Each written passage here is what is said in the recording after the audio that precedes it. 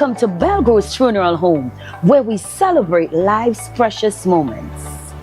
From the moment you enter our doors, you're met with kindness and care. Our reception area is designed to be more than just a waiting room. It is a place of calm, thoughtfully created to ease the weight of grief. In our private conference room, conversations are guided by empathy. Here, our client experience coordinators sit beside you, not just across the table to help plan a service that truly reflects your loved one's story. Whether it's a traditional farewell or a personalized celebration of life, we take time to understand your wishes and offer thoughtful guidance. At the heart of our organization is a dedicated manager who ensures that everything runs smoothly, from the smallest detail to the final farewell. We understand that choosing a casket or a coffin is a deeply personal decision. In our selection room, we provide a calm, respectful environment where families can take their time and explore options that reflect their loved one's life, beliefs, and preference. Our spacious chapel is where memories are honored and lives are celebrated. Designed with serenity and warmth, it provides a welcoming space for families and friends to come together in reflection and remembrance. For families choosing cremation, we offer on-site professional cremation service in a setting that upholds dignity, peace, and confidentiality. Our crematorium offers a seamless and respectful alternative to traditional burial, giving families flexibility while maintaining the highest standard of care.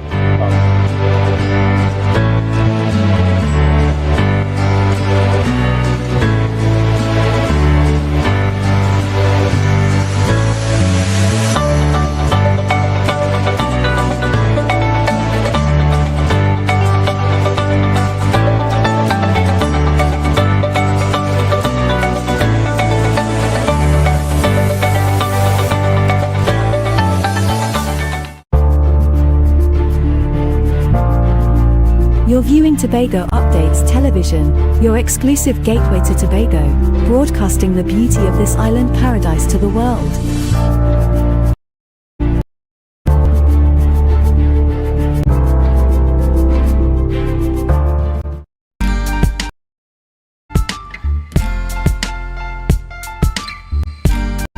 Put a smile on your face when you're moving from place to place. Good morning.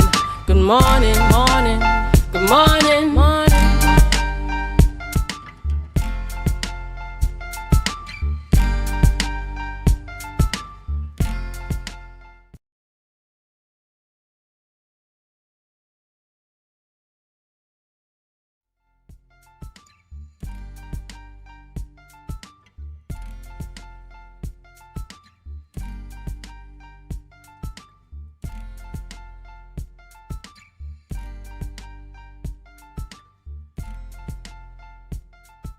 Good morning and welcome back to Youth Wednesdays on the Tobago Updates Morning Show.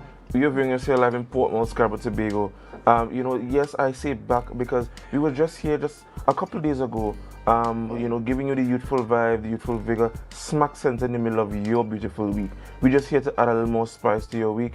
And, I want to give a special good morning to all our ardent viewers, wherever you are viewing us, on whatever device or on whatever platform, whether it be on 102 on AMPLIA, YouTube or Facebook. We want to wish you a pleasant good morning. This morning I'm ably joined by...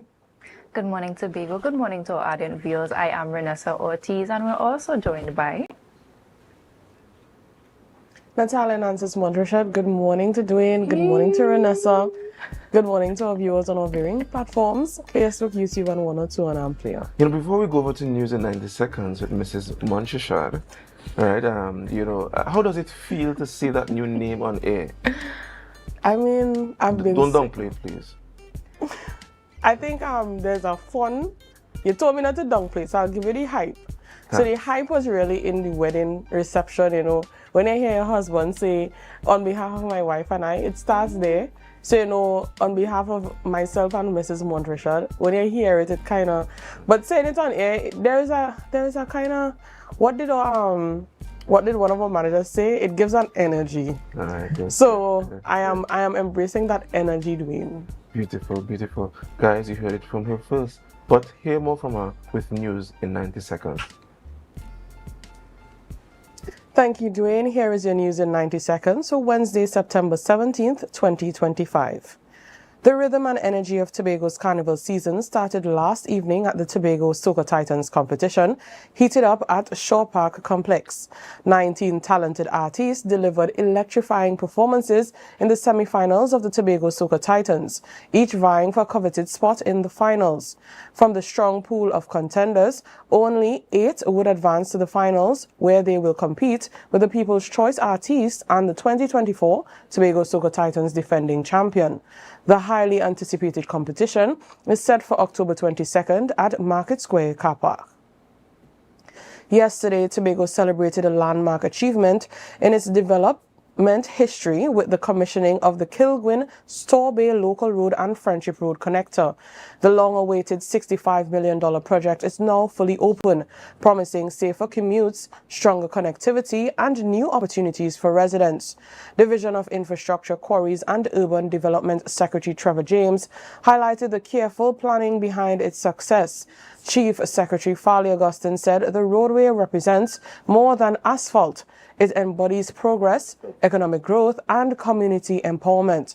Managing Director Charles Cicheran praised the use of homegrown expertise. Meanwhile, other officials emphasized the road as both critical infrastructure and a symbol of Tobago's vision for sustainable growth. Trinidad and Tobago's judiciary is preparing for a transition as Chief Justice Ivor Archie announced his retirement after nearly 18 years at the helm. Chief Justice Archie revealed his decision during the opening of the new 2025-2026 law term at the Hall of Justice, highlighting the need for transparency and a smooth succession. Reflecting on his tenure, he acknowledged the personal sacrifices made and emphasized that leadership renewal is vital as new leaders bring fresh ideas and perspectives. Archie said no matter how innovative one may be, change is sometimes necessary. He added that retirement allows him to embrace new challenges and opportunities for continued personal growth. And that was your news in 90 seconds. Thank you, Mrs. Montrachet, for news in 90 seconds. Thank you for that. Guys, we're going to go straight over to our birthdays this morning, and we have 3 birthday celebrants, and my 2 able guests will assist me in this. I will push myself in for this first one. Hello. We could do it together, because she's my cousin. I mean, cousin... What does it say?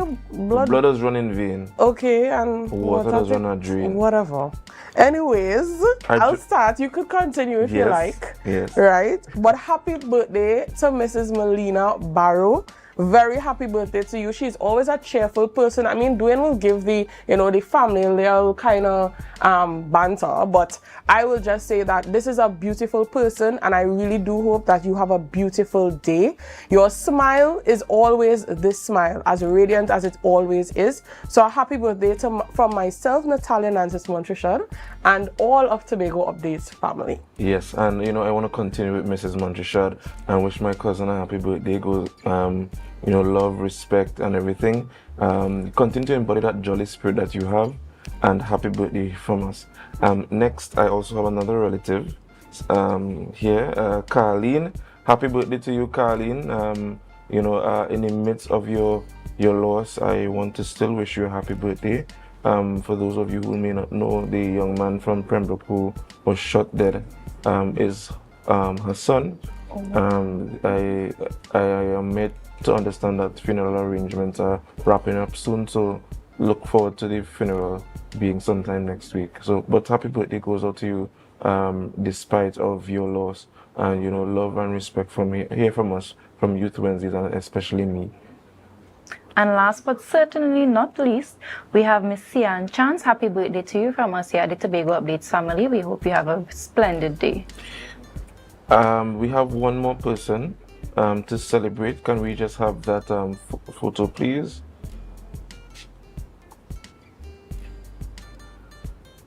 All right, so I just want to give a special congratulations to Miss Monique Joseph. You know, I think she's competing yet again in is it in Thailand? I believe so, yes. Thailand, for representing Trinidad and Tobago.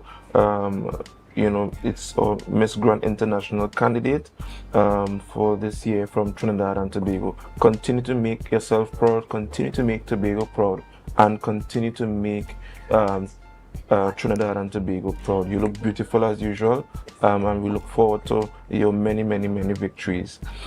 Again, for those of you who did not make it on our birthday list this morning, we still want to wish you a happy birthday. Those that are coming, upcoming, and those that we might have missed. So happy birthday goes out to you guys, and enjoy the rest of your day. Given that I've spoken so much and lost so much energy in my mouth, you know, I would defer to my able colleagues to give you guys the rundown. So this morning's rundown is as follows. We have Nkoni Morrison, Project Chair, and Dr. Ian Sami here on behalf of JCI to talk about the Hearts of Service program.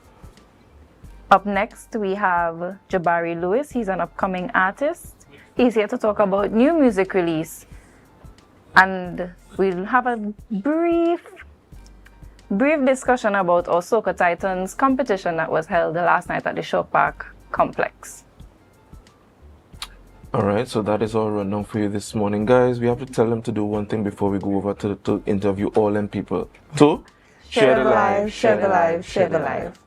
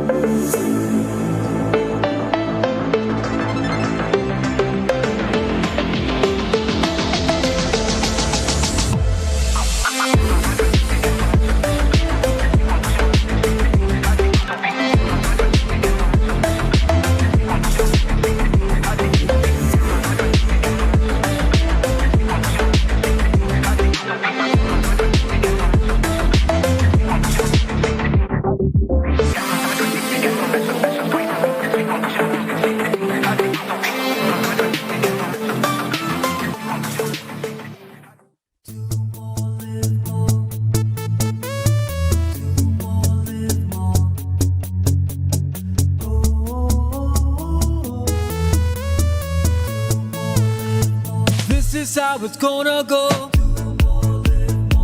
They better look up and look, 'cause this is your show, and everybody's gonna know. Say it to them once again. They better look up and look. This is your show, and everybody's gonna know. That's how it's gonna go.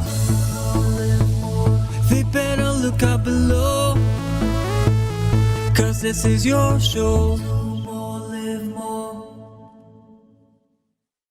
You can now get whatever you need whenever you need it anywhere in Tobago with Tobago. Your meals, medication, groceries, and shopping all delivered directly to you. No more hassle, no more stress. Get the Tobago app today on Google Play or Apple App Store. That's TAPPOGO, and let us deliver to you. Check our website at www.tapogo.app or call the experts at 494-TOGO and 484-4746. Tobago. Relax. We will get it to you. Tobago's at your service.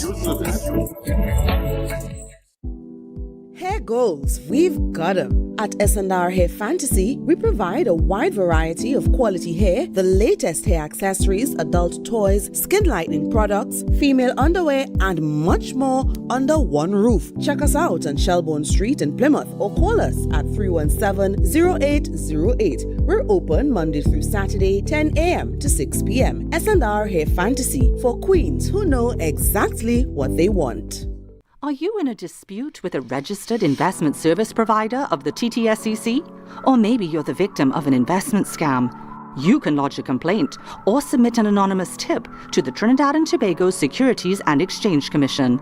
Download our Investor Protection app or go to ttsec.org.tt to access our complaint form or submit an anonymous tip. Write a clear summary of your complaint. Submit copies of supporting documents along with the originals for verification. Provide a copy of the feedback received from the entity regarding your complaint. All investor complaints or scam reports submitted by the public are acknowledged and reviewed by the TTSEC. Investigations are pursued based on the outcome of the review. Trinidad and Tobago Securities and Exchange Commission, protecting the interests of investors and the public. You invest. We protect. Everyone benefits. Welcome to Tobago Glass Supplies Limited, where innovation meets excellence and the service reigns supreme. Our commitment is simple: to provide high-quality, innovative aluminum, vinyl, and glass solutions for both commercial and residential spaces. At TGSL, we don't just meet needs, we exceed expectations. Our range includes the finest aluminum cladding options, setting new standards in durability and style. Driven by our passion to elevate, we aim to be the leading supplier in the Caribbean market while retaining our identity as a family-owned business. Because at Tobago Glass Supplies Limited, it's not just about products. It's about relationships, it's about you. Innovation, quality, service. That's Tobago Glass Supplies Limited.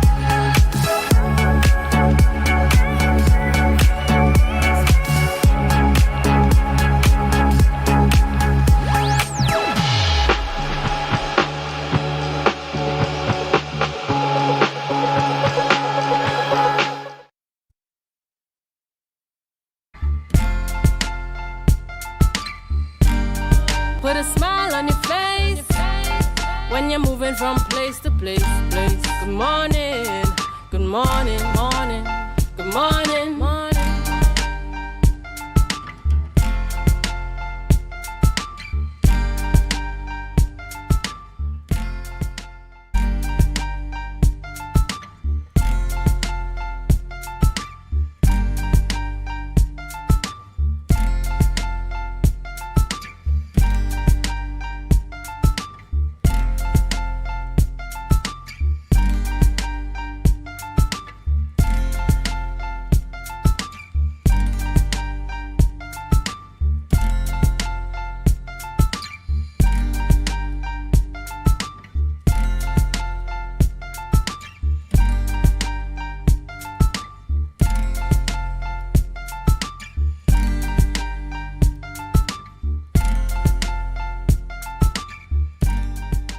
Welcome back, viewers, to Youth Wednesdays on Tobago Updates. It's always a pleasure being here with you all this morning, and of course our guests are very much excited to bring to you what they have to give to you this morning.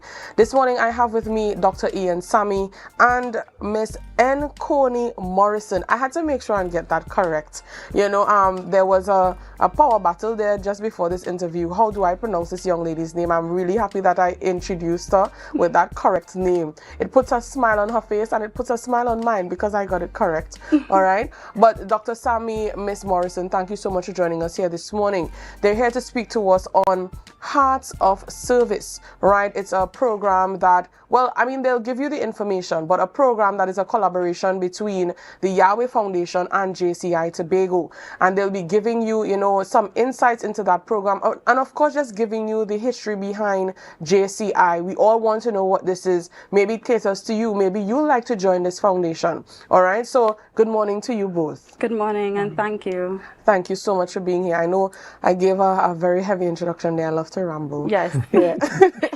All right. So could you start us off by telling us what JCI is about? Who is JCI and where this foundation started? Okay, so JCI Tobago is the Junior Chamber International, and they are recognized internationally all over the world. Right. So JCI Tobago, their objectives are to create and foster innovative youth leaders within this space, and in this space particularly we're talking about Tobago. And the objective is to really develop their skills in leadership, volunteerism, and creating positive social impact. All right. So we're seeing that you cater to mainly youth. I mean, you are junior. Yeah. chamber. So the ages for persons that are interested are from 18 to 40. So yes, although it's youth, we still have a age range for everyone. I mean, you know, those who are nearing 40 like to still say, I'm still a youth. So we'll take it, you know, it caters to youth, right? So what role does the TRHA play or will be playing in Hearts of Service? So I was contacted by Inconi a little while ago and asked to speak to the older people that this is aimed at. Right. Really to talk to them. Well, I am an older person. Right. Really to talk to them about the theme I am going to talk about is living your best life. Okay. How to live your life to get the most of it and to remain happy and healthy. Okay. All right, so now I'm getting the gist of where Hearts of Service is going for the program that you all will be having. So who does Hearts of Service cater to? Who is allowed to come, I should say? Okay, so before I go into the persons that are allowed, let me kind of explain what it is about. Right. So the Hearts of Service initiative is in collaboration with the Yahweh Foundation. And the Yahweh Foundation has a seniors program. Basically, this program is a community of seniors who are obviously retired for them to still feel connected and have a sense of belonging at this program. So the theme of the event is bridging gaps and connecting hearts. Right? Dr. Sammy, you mentioned, I love that theme, living your best life. So, you know, a lot of people have different interpretations of what your best life could look like. But what would you be speaking to in Hearts of Service? So it really is aimed at allowing older people to think about what healthy living entails. Some of these things are fairly obvious. Okay. So I'm going to talk to them about the importance of diet, exercise, but then other things that may not be as obvious but are a real challenge when you get older.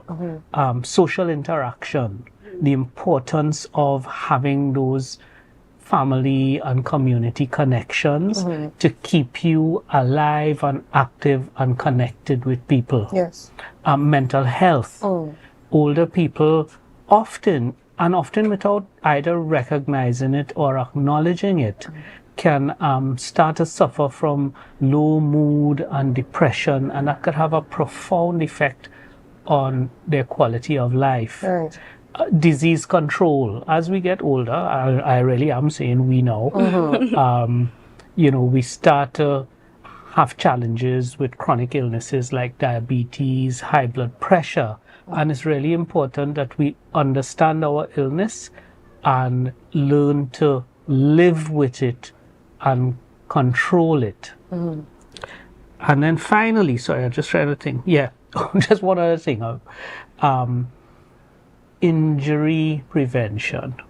That's kind of the opposite side of the coin. We have older people who really believe they are still 20-something years old, climbing up ladders, going on the roof. And it's just to remind people as they get older, just as they're looking after their health, they also want to understand their limitations and work within that as well to prevent injury. Okay, so I just want to add in there, before we started, I was wondering where do I know Dr. Sammy's face from, right? We had a whole, 10 seconds lap. Well, my brain had a 10 seconds lag in trying to get to know where do I know Dr. Sammy from. If you are wondering if he's qualified to tell you about this, he is, because that doctor in Dr. Sammy is a doctor of medicine, right? And he can very much tell you about these things. And where he's situated right now, he can definitely tell you about these things, right? Those of you who have may have seen Dr. Sammy on the job, he's there. He's present and he can tell you about these things. Now, I love the fact, I want to just put in there, I love the fact that you mentioned mental health. A lot of older folks or seasoned folks, don't get offended. A lot of older folks, they really focus on their physical health. As you said, a lot of them, they think they're still 20. They have a lot of falls, etc., etc. Their diet depletes. I don't think people understand that phrase, once a man, twice a child. And it really falls into play. But you mentioned the mental health. Now, I always try to tell people, if an older person meets you and they want to have a conversation, it's most likely because they don't normally get to talk to people. Yes. Their social interaction is little to none because they're now moved from being in society's active to a bit of a passive kind of role in society. Yes, this person is alive, but they're home. Yeah, so they're not getting to really speak to people on a daily basis as they would normally. So I love that you have implemented the mental health factor of it. It's not something that we should put aside. For a long time we have, and it's now being set in society's learning. So I love that. And Connie, you're doing a really good job if it is that you brought in Dr. Sammy on this. Yeah? Right. So could you tell me what the young people would be listening to when they come to Hearts of Service? Okay, so before I go into that, I could share the reason why. I know you are passionate about every single aspect, so you could share whatever you like. So the main reason why we decided, well, two main reasons I would say. One being JCI Tobago actively commemorates and recognize international days. So we are commemorating International Old Persons Day on October 1st, and that was one of the main reasons why we planned this initiative. Secondly, I grew up with my grandparents, and I would have witnessed firsthand they experiencing social isolation after retirement, and that really impacted me. And as such, I really wanted to create an initiative and a space where stakeholders and volunteers, as well as the persons that I'm trying to target, get a sense of community, feel appreciated, and for them to feel loved within the space. Right? For the young persons that are participating, they are going to be the volunteers under the JCI. They are going, it's more so to break the mental association with older persons. It's a space for intergenerational dialogue, right? So I will learn when I go into the space, and they will learn from me. I love it, and I'm actually getting excited. I fall into that youthful category, though I may be married now and people call me an older folk. That's okay. I still fall into that category because of that age group that you gave. And I'm getting excited about the conversations that I could have with older folks. Because a lot of young people, they don't like to actually sit and listen to what the older person has to say to them. And normally it's so much knowledge that you could get. Yeah, I mean, the older person might get a few things from the young people. How to chuck a button on their phone, turn up the volume, bring it down. But what they could give to me on my island's history, on their history, what they learned through life, what lessons are being repeated in this generation, they underestimate how much they could learn. So the fact that you all have made this an actual program for young people to actually speak to the older generation. I love this initiative and I want to be a part of it. Right? So the folks that may be listening and they also want to be a part of it, what can they do to so if it is you like to be a volunteer, you will have to contact JCI Tobago on either of our social media platforms. So we're on Facebook and Instagram, or you could reach out to us via our website. The contact and the email information is there. If it is you're a senior that would like to be a part of the program, you can visit the Yahweh Foundation's website as well. You will have to be a part of the seniors community to experience this initiative. And yeah, so reach out to us on our social media and on our website, and we'll be able to take it from there. All right. So for the younger folks who are looking on, you can join the JCI, but now we have things to look forward to in the Yahweh Foundation. I know that Dr. Sammy enjoys his time there as a professional that he is. He said he's an older folk. I am not putting him in that category. He did it for himself. All right. So, you know, we have a lot to look forward to. You said living your best life is what we'll be listening to for the older folks, and of course getting to interact with the older folks as a volunteer under the JCI. So we have a lot to look forward to in the coming years. We have the poster right here on screen. The program, let me get those details for you, for those of you who may be wanting to visit the social media pages or contact either the Yahweh Foundation or the JCI Tobago. It takes place on the 19th of September 2025 between the hours of 10 a.m. to 12 p.m. Of course, at the Yahweh Foundation's compound. All right, so Hearts of Service program. They are committed to empowering persons in care facilities. This initiative, supported by professionals, provides education in social isolation, neglect, and inactivity among the elderly. Right, so we have a lot to look forward to. And before we go, and Connie will give her last words, and then we'll go straight into our other interview for this one. Yes, I just wanted to use the opportunity to thank all our stakeholders and sponsors that are involved. So we have quite a few activities packed within the day, and I'll just run through it just to acknowledge the sponsors, right? So we start off with a game segment, with a team building activity for both the seniors and the volunteers, and that is sponsored by Play Big Ventures. We have Mr. CP, Mr. Colvin Perry. He is the owner of CP's Bird Sanctuary. He sponsored free entry tickets for all the participants involved and sponsored all the prizes. We have Chef Love Bakery and Bistro. He would have done all the snack boxes for the volunteers. We also have Snatch It, a local beverage company that made fresh produce and drinks and tea for the volunteers and the seniors. And then we want to thank again the TRHA for lending us Mr. Dr. Sammy and Dr. Edwards, who is not here, but she will have a presentation as well on the day. And thank you to all the volunteers and the team that has been working with me behind the scenes. All right, and I want to throw in there, thank you so much to all the people who are making this possible for Miss Morrison. And of course, Dr. Sammy, thank you so much for, expanding your sphere. Not just, in your workplace to educate them there, but now you are going to, speak to the older folks about living their best life. So we have a lot to look forward to from Hearts of Service, the Hearts of Service program hosted by the JCI Tobago and of course the Yahweh Foundation. Dr. Sammy, Miss Morrison, thank you so much for joining us here on Tobago Updates this morning. It was a pleasure having you. Of course, there is an open space, of course, for whenever you want to come back with these wonderful ideas. All right, so thank you once again. Folks, for our viewers that are still with us, I want to encourage you to share the live, share the live, share the live. We'll be right back.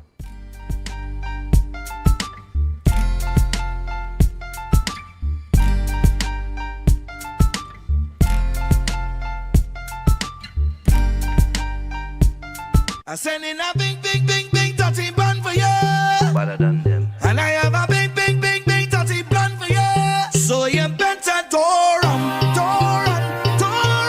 Come on, fun, I said don't run. Good morning, Bacchanal. How do you do? It's very critical. Talk to you, but it's a long road I'm going down. And I need some vitamin I stay strong. Bless me with Juve,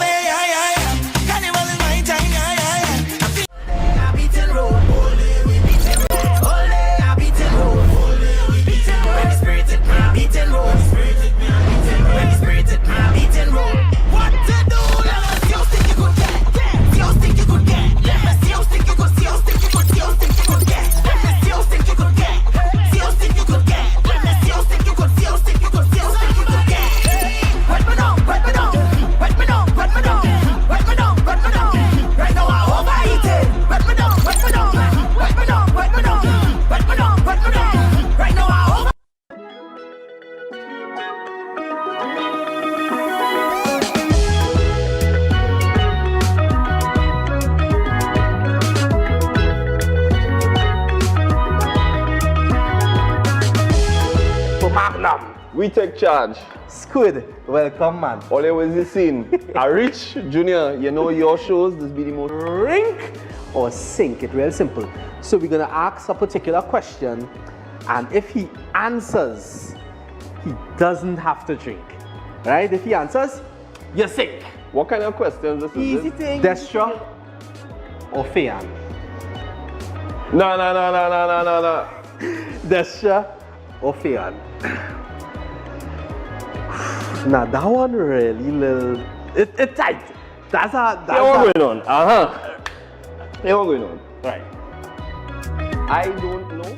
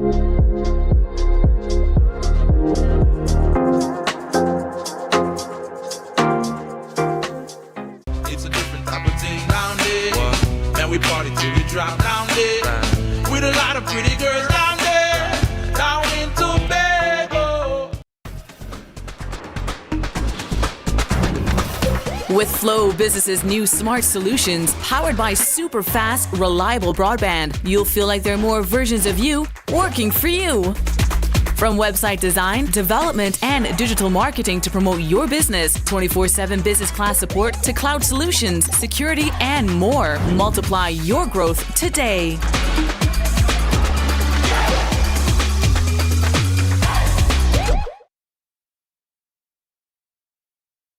Coconut's Cafe, the buffet restaurant that specializes in all your tasty local dishes. For breakfast and for lunch. Breakfast includes coconut bake and sada roti, served with chokers, bull joil, and sausages in tomato sauce. Not forgetting beef and cheese pies, shepherd's pie, macaroni pie, and rice in various styles. Meat served in a variety of flavors, garden salads, and pasta salads.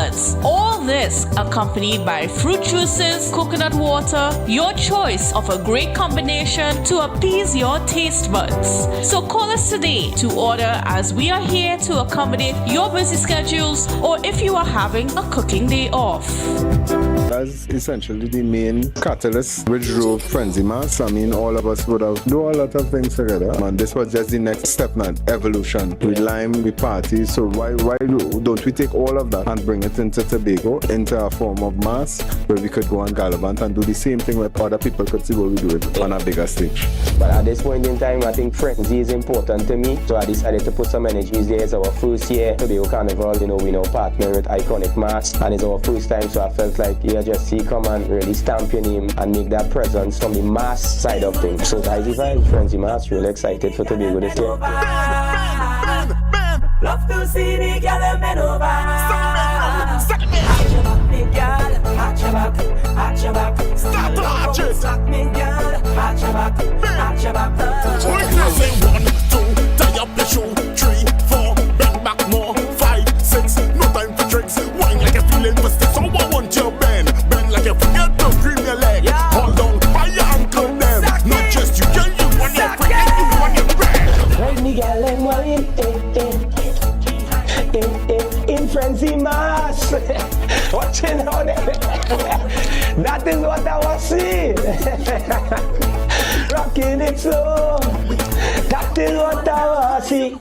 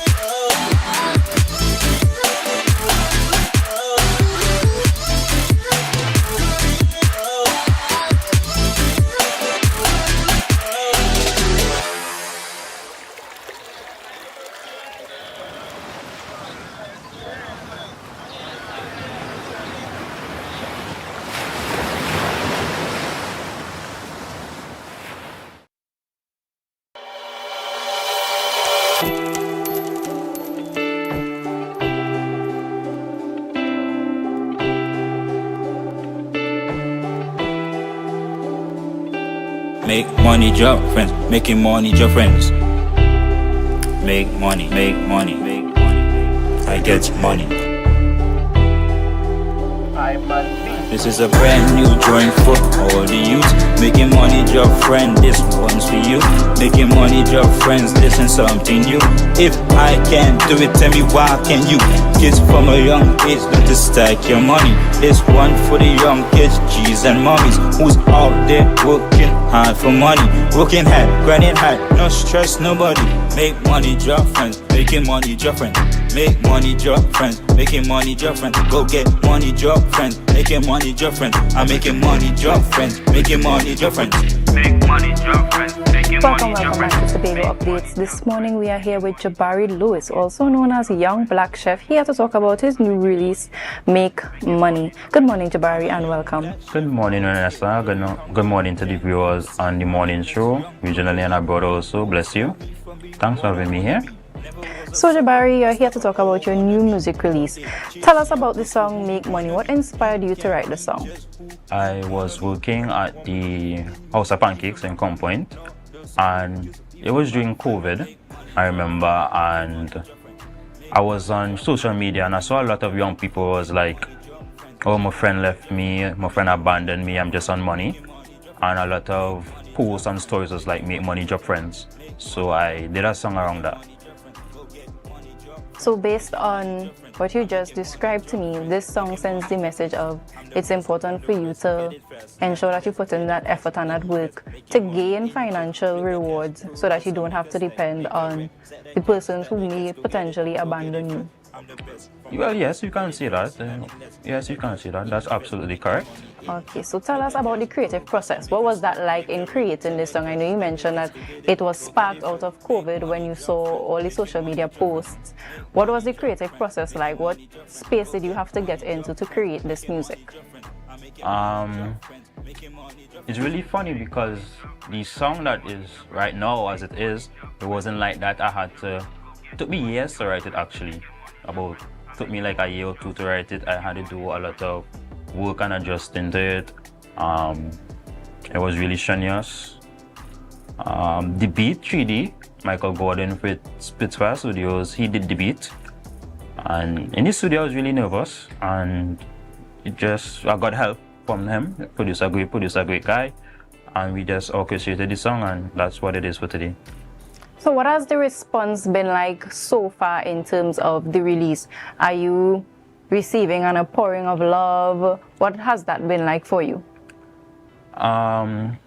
Based on the statistics, yes, it's very good. I have an analytical chart, which I am on the YouTube studio, so it's like graphs and stuff, a demographical chart. So I watch it and I monitor it, and the feedback is pretty good. And you mentioned the producer before. How did you get into contact with him? Did you reach out to him, or did he reach out to you? What was that like? I can't really remember. It's been so long ago. But I think his sister is a singer. I think it's Stephanie Joseph, I think. And I think that was his sister or something like that. But I can't really remember exactly how we met.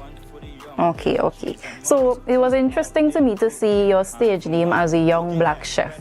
How did that come about? Was that outside of your background at working at the Pancake House, or is that something you just came up with on the spot? My dad, when I started the music, my dad and I was like brainstorming names, and we was like what are you gonna name yourself, Jabari? My dad was like, just name yourself Jabari. And I was like, no, Dad, no, that's no. Well, I'm a chef. I'm young and I'm black, so that's how I got Young Black Chef, also known as YBC.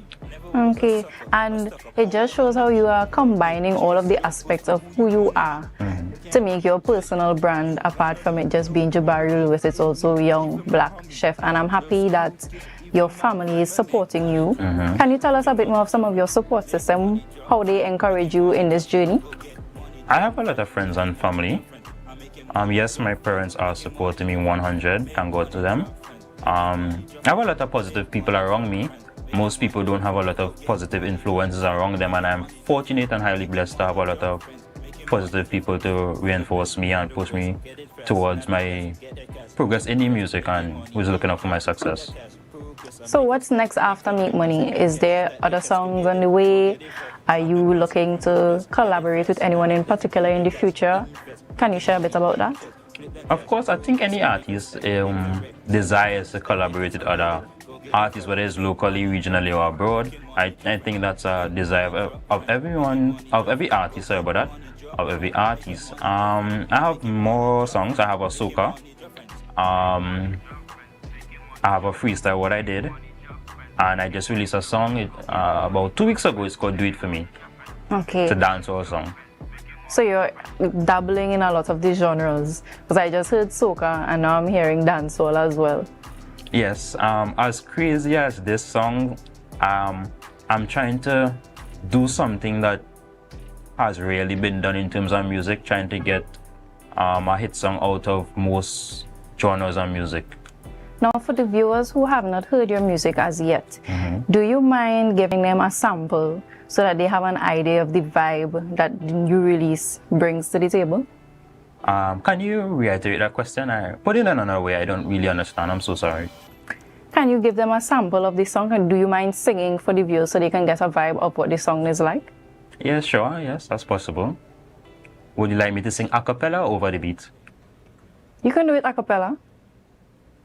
I'm a young black chef out here, very hungry. Can't you see I'm the next young prodigy? You won't stop me from being what you wanna be. Never was a sucker, I stuck up or wanna be. So go out there, chase your goals for who you wanna be. You can be just who you wanna be. No one believed in me, even my homie. Nor the school kids, even my family. Make money, job friends. I'm making money, job friends. Make money, job friends.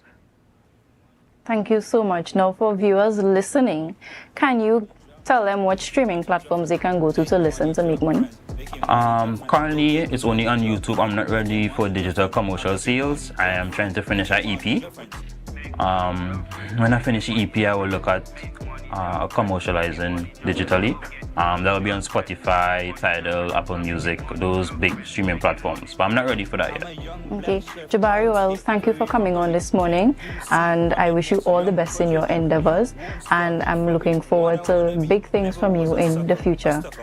To our viewers, thank you so much for joining us. Remember to share the live, share the live, share the live. Stay right here, we'll be right back. Won't believe in me, even my homie, not the school kids, even my family. Make money, drop friends, making money, drop friends. Make money, drop friends, making money, drop friends. Go get money, drop friends, making money, drop friends. I'm making money, drop friends, making money, drop friends. Make money, drop friends, making money, drop friends. Make money, drop friends, making money, drop friends. Go get money, drop friends, making money, drop friends. I'm making money, drop friends, making money, drop friends. I'm the best from the west, get it fast, nothing less. So guys, there are some new developments in housing in Tobago. So it's goat racing time. This is 116, the show that keeps you in the know with all things Tobago House of Assembly. Each week, 116 delivers a fun and engaging overview of the latest developments, achievements, activities, and events of our dynamic assembly. So join me. Let's dive into the Tobago House of Assembly's Week in Review right here on 116.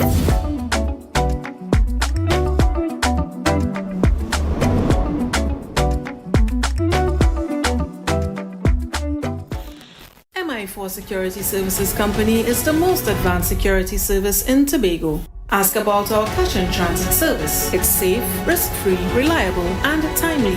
We provide safe banking delivery for all business types and sizes with highly trained staff, 24/7 monitoring, coordinated emergency response, and a well-maintained fleet of armored vehicles. Contact us at 660-7723 or visit our website at www.mi4securitytt.com to sign up today. Quartz is well known as the Caribbean's largest retailer, providing consumers for generations with the very best products to enhance their homes. This year, we bring our expertise to businesses. Quartz Business Solutions will serve small, medium, and large companies with the very best products at the most competitive prices, backed by warranties and after-sales support. Hoteliers, office managers, restaurants, and so many more. Quartz Business Solutions, a brand of the Unicomer Group. Tobago Updates Television recognizes women in business. Every Thursday morning on The Morning Show, we engage with women-owned and operated businesses from right here in Tobago. We'll discover these women, their businesses, what inspired their business, their highs and their lows, and their encouragement to you. Join me, your host, Adana Kambi, this and every Thursday on The Morning Show from 7:40 a.m. as we celebrate and encourage women in business. Want to get better? Where to start? What kind of exercise to do? What to eat? How to get restful sleep? Need a doctor to search for root cause? Look no further. Come to Majuba Hill Lifestyle Center Foundation at our Wellness Center in Goodwood, or Food Hub in Darrow Springs, Scarborough, or Doctor's Office in Goodwood and Darrow Spring. Contact 49 Swift 4979 438.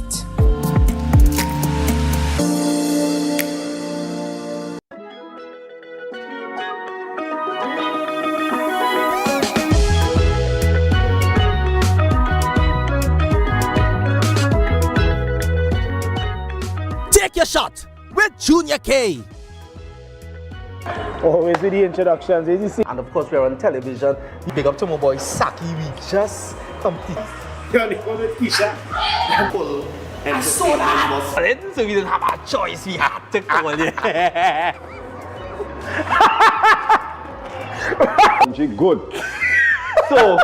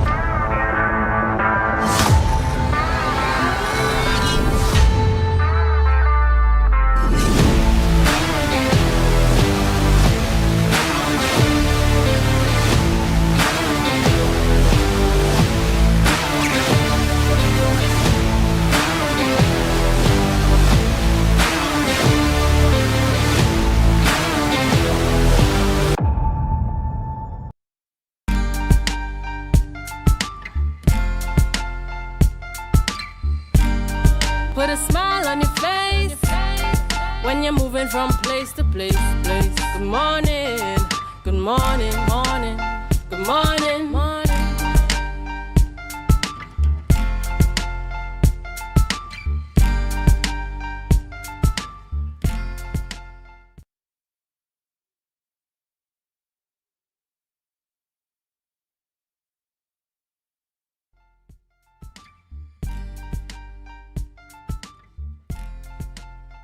And just like that, all good things must come to an end. But we still have a little bit more for you on Youth Wednesdays with my lovely, lovely co-host. We thank you for joining us this morning thus far, and thank you for staying with us while we have this little bit more for you. So guys, we have been talking throughout the breaks, and even before the show began this morning, about Soca Titans, and I would be the first to admit that I did not watch it, and I could not watch it. That's just me. The auditions last night, I don't know what your thoughts are, but I just didn't watch it. Oh, okay. All right, Renessa. Renessa, what are your thoughts on the Soca Titans competition from last night? Well, I watched the competition, and I would say it's very interesting and entertaining. There are some promising talent in between. I would also say that we want to develop Tobago's orange economy. It also means that resources, as well as recognizing talent and developing that talent, is necessary. Because there were a few promising persons in between who, if they tweet... Not all. No, just ask him, because I didn't get to watch it. A few individuals in between, if they listen to some of the critique that the judges gave, they would be able to improve and be better the next time around. Right. So I think I want to take a kind of interviewer's perspective, because I want to ask the questions. I'm interested, right? Dwayne didn't watch by choice. I just didn't watch, okay? But Dwayne didn't watch by choice. Dwayne, what was the reason for not being able to make it to the end of Soca Titans last night? Well, I didn't even make it to the beginning in the first place. And it's not to bash or anything, or to even downplay the efforts of the offerings last night. But I just, my view is that I want to build on Miss Ortiz's point. A lot more resources must be pumped into, you know, the preparation and the offering of Tobago's soca. Tobago's carnival is new, but we don't have to act brand new. We don't have to reinvent the wheel, right? My thing is, we always say pump resources, but the onus is on the artist as well. They must be hungry to hone their craft and find out what is necessary for me to even song better than Marshall, to even song better than Super Blue. You know, what does it take to get there? Because soca defined what Trinidad Carnival is. And right? I'm also going to say that as well. This is a product that Tobago is putting out that is going to be seen internationally. Correct. Right? And based on what I saw, I believe there should be a pre-process before the audition. Long right? pre-process. So that way we are ensuring that what is put out into the media space is what we want the world to view Tobago as. We want them to take our artists seriously. They want to take our Tobago Carnival product seriously as well. Because let me tell you what this does for Tobago, right?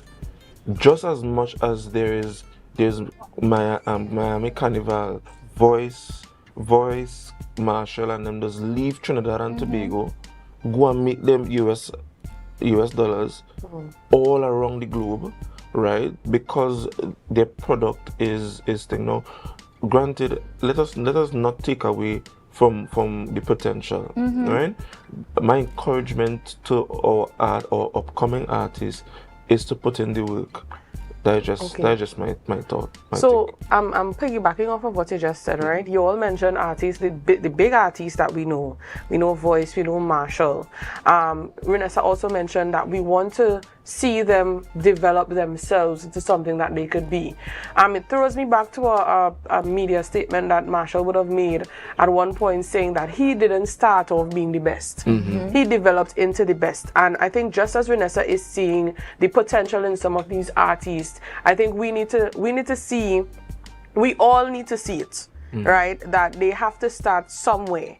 But my advice is the same as Dwayne's. You need to see where you need to also develop yourself. I mean, we can't come down on them too much. They're on stage.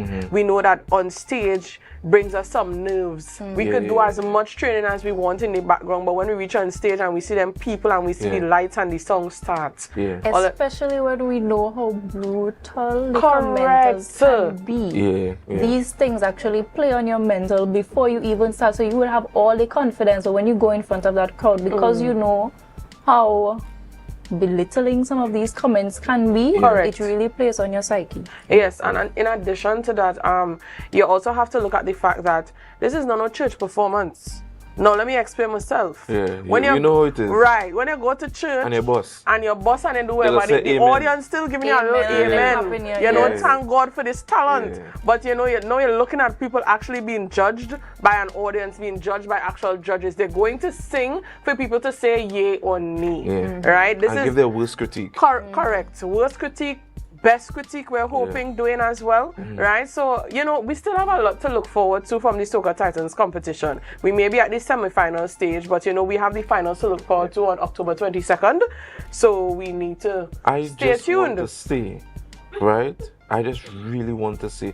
We don't have to mirror Trinidad, you know. Tobago has this ingredient in its culture that sets it apart from the rest of the country, and I think we could embody that in our music, right? You know, you don't necessarily have to take on the full thing as soca, but like be authentic. We have some authentic elements of Tobago in it, right? And I think it will be appreciated across the globe, you know. Just like how with R&B has some spin-offs, you know. Gospel has some spin-off. You have gospel hip, so you have gospel R&B, you have Negro spiritual, all them kind of story. That's a. The point I'm making is let us have some nice, But you know this thing. We don't understand why you're. I was one of the bus singers in church too. I mean, of course.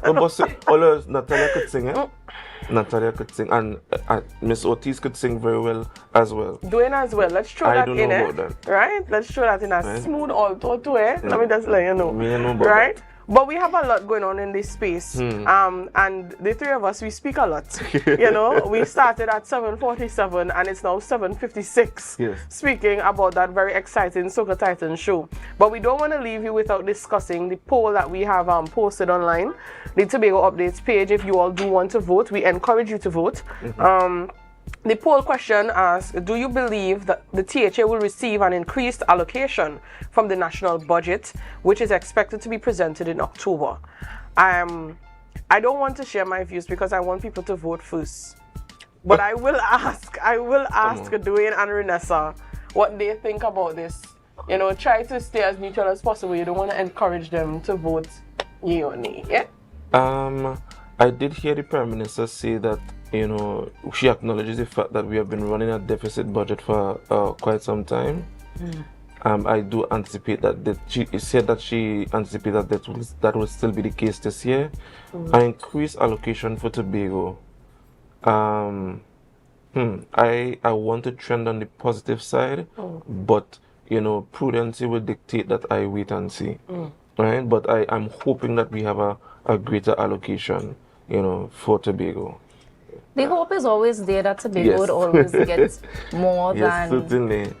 They need. But I guess also with time and also the public seeing a trend over the years, we usually don't get a certain amount. That's why you're seeing the poll, the majority saying 100% we know. Right. Because there's that general consensus. Exactly, that you're seeing that usually that doesn't happen, but we're hoping that things will come in our favor. But finally though, quickly, what are your thoughts on the you know, the police presence in schools and so on? What do you think about that? Quickly. Well, I think you know, subject to that, there is also the well, it started off on a little shaky note. How students locking a police officer in a country? That is just my thing. No, no, people don't already respect police officers in the country, and I think who you put in schools, you know, must be able to command the respect of the students. That's just my thing. There is yes, command respect from students, but there is also the onus is also on the staff, the teachers. You all have to also implement the fact that they need to respect the police officers. To reach to a point of locking a police officer in the classroom and making a joke out of it, I think that was going a little too far.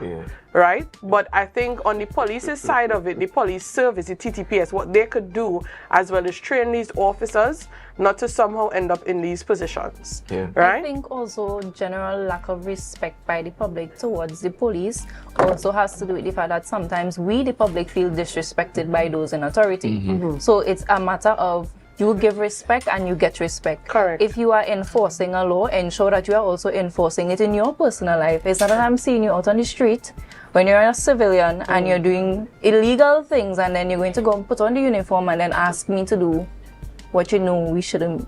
You understand? Right. And then also I would say with the whole policing in schools, that's a double-edged sword for me. Okay. I'm saying that, yes, there are troubled students who probably come from homes where these behaviors are normalized and encouraged. But putting that authoritative presence that they already don't respect there, I think it also serves as a trigger for them to continue misbehaving because first and foremost, it's a parent's role and responsibility to instill in them the way that they need to be. And if it is you're enforcing that disciplinary measure in the school and it's not being enforced at home, how are we going to counteract some of these problems that we are facing? Correct. Right? So, but as Vanessa said, it's a double-edged sword. she shared the part where we have to, have that mitigation measure after the fact. But of course, for now, as central government has implemented this so that schools are much safer, based on some of the reports that we normally get from schools. This is step 1. So our advice to central government is we need to step on to step 2, and that is looking for ways in mitigating these issues that young people face when they go to school. All right, so that brings us to the end of Youth Wednesdays on Tobago updates. Renessa, Dwayne, and I are always pleased to have our small banters with you. As I said before, we speak a lot, yeah. But from Tobago updates on to Good Morning Tobago, that's GMT with Miss Chanel Felix. We want you to also view her. So Renessa, Dwayne, and I will encourage you all to share the live, share the live, share the live. Have a great day.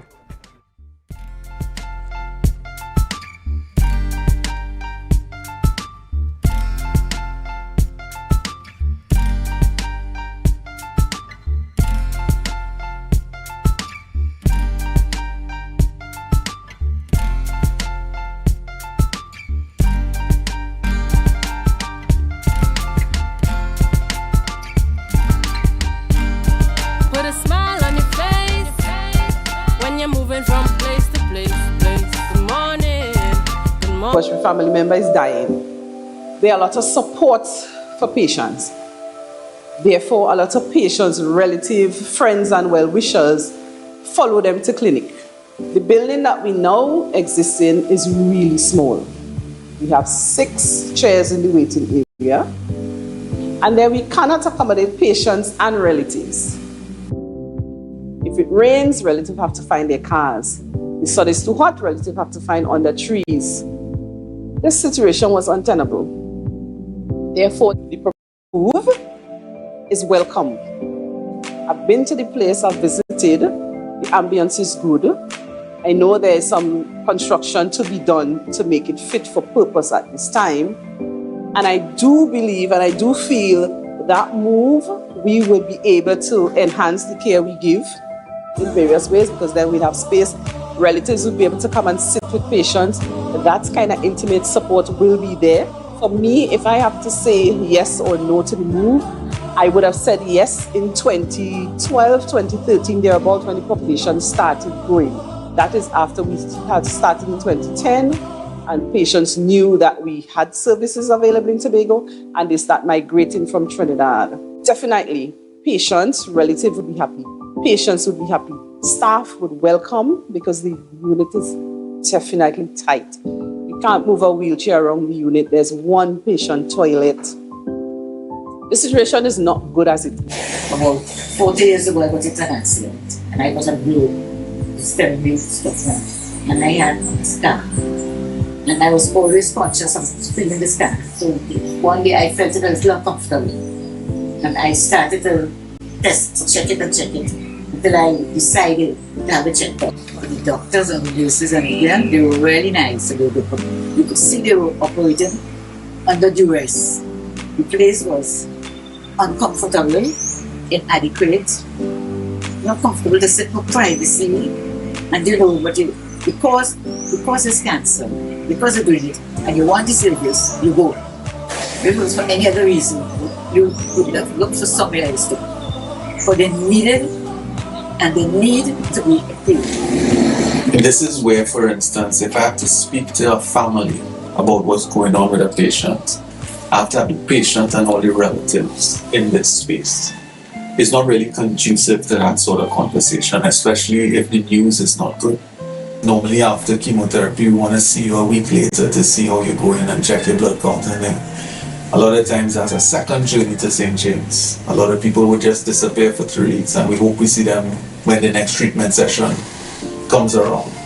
It would allow for patients to, one, have a bit more privacy, and even have a relative come and spend some time with them while they're doing the treatment, if the treatment is going on for hours. Having greater privacy would make people at least more at peace to know that, just because I show up and I feel it, it doesn't really mean that this is what I have. Treatment in a more beautiful environment, a more calming environment, could only make things easier for patients.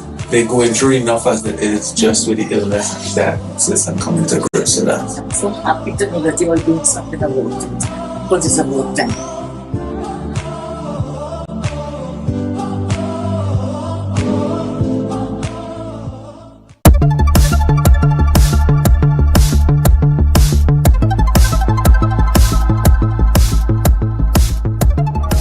There's a saying that says, success is the sum of small efforts repeated day in and day out.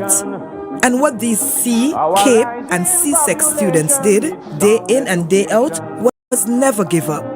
As such, the Division of Education, Research and Technology hosted its annual Pioneers of Excellence Award ceremony, celebrating these students. We are gathered here this morning, Tobago, to celebrate brilliance. What are we doing here today is not just to simply hand out awards, but we are here to declare that Tobago students are capable of greatness, and that greatness deserves to be seen, to be honored, and to be lifted high. The young people before us are more than just names on a program. They are living proof that Tobago's children can excel, and that hard work still matters. And most importantly, that discipline and sacrifice open doors.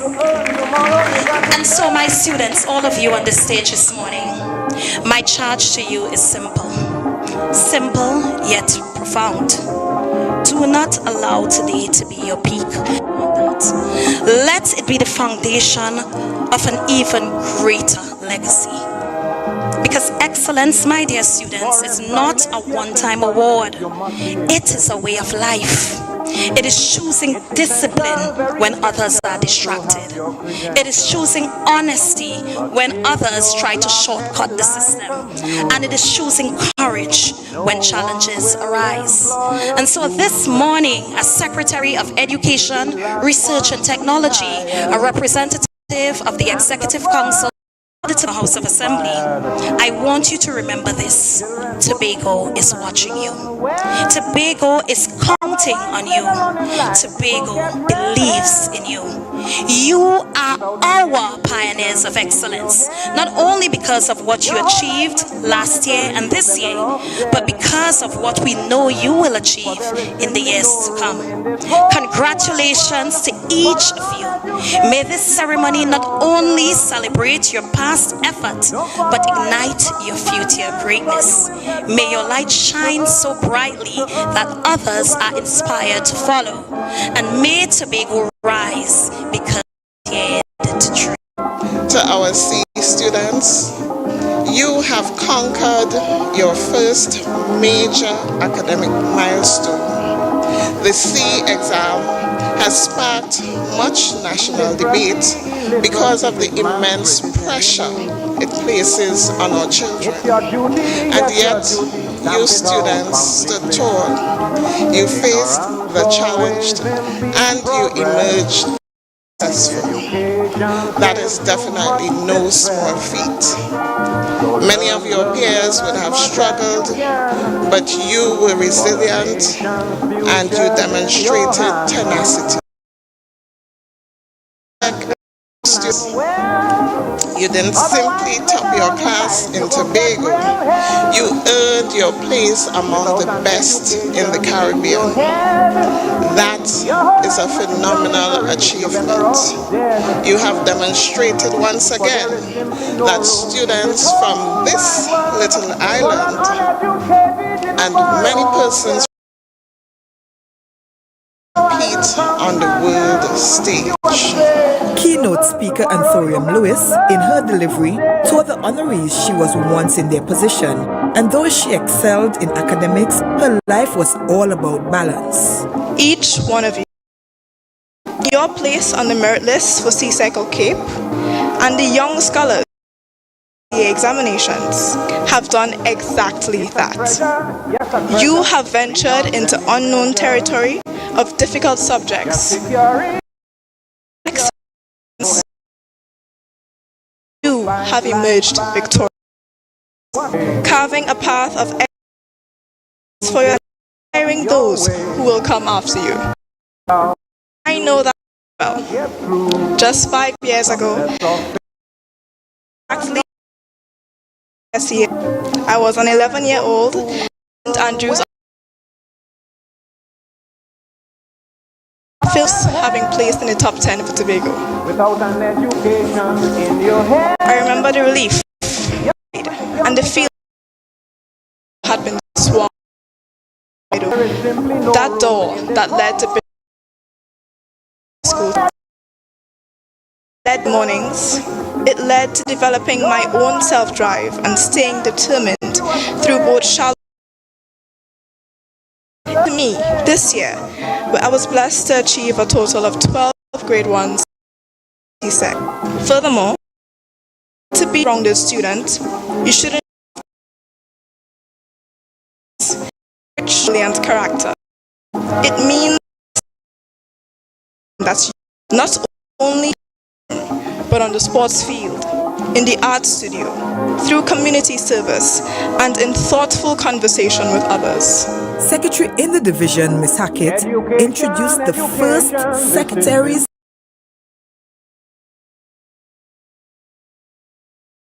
demonstrate extraordinary distinction. Recognize anywhere.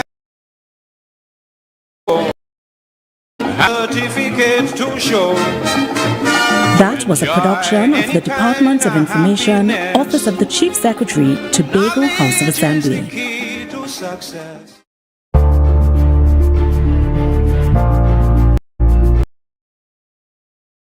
Your exclusive gateway to Tobago, broadcasting the beauty of this island paradise to the world.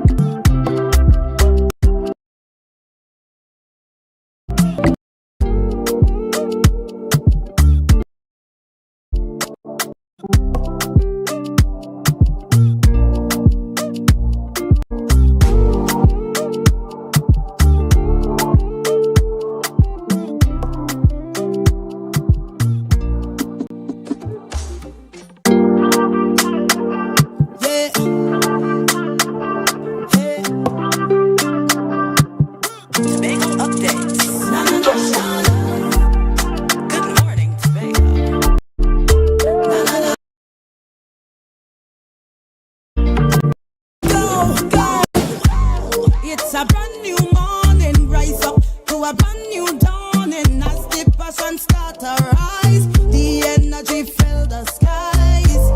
I say thanks a favor to wake up and hear me neighbor. 60,000 people strong, and the vibes is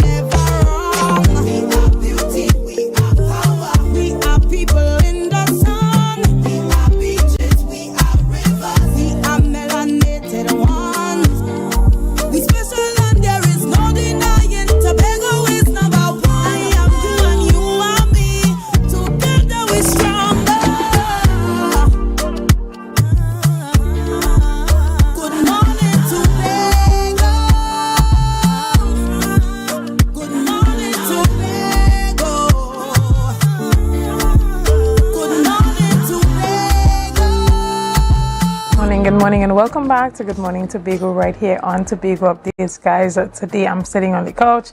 That means that I have a wide array of guests that I'll be speaking to this morning. And before we get into this morning's conversation, you know, whenever you see me sitting here, it's because we're about to have those conversations that you want to have while I ask those questions that you want asked. But this morning, let's have our news in 90 seconds. Yesterday, Tobago celebrated a landmark achievement in its development journey with the commissioning of the Killigrew-Store Bay Local Road and Friendship Road Connector. The long-awaited $65 million project is now fully open and commissioned for safer commutes, stronger connectivity, and new opportunities for residents.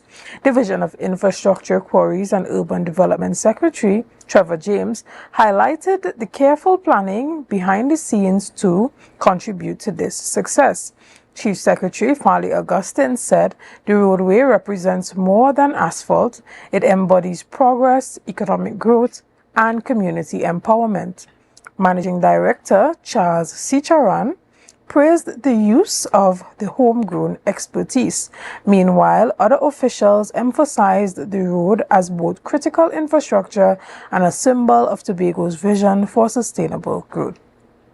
Additionally, Trinidad and Tobago's judiciary is preparing for a transition as Chief Justice Ivor Archie announced his retirement after nearly 18 years at the helm.